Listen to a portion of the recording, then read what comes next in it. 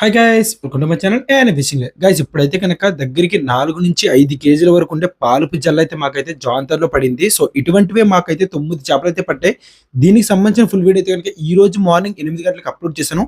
ఎవరైనా మిస్ అయ్యింటే కింద మన ఛానల్ పేరు కింద అయితే ఫుల్ వీడియో ఉంటుంది. ఆ లింక్ మీద అయితే ఆటోమేటిక్గా వీడియో అయితే ఓపెన్ అవుతుంది. వీళ్ళైతే ఒకసారి చెక్ చేయండి. ఐ హోప్ మీకు అందరికీ నచ్చింది. ఇప్పుడు ఆ పెద్ద చేపని ఏ విధంగా మా మామయ్య హ్యాండిల్ చేశారైతే మీరు చూడొచ్చు.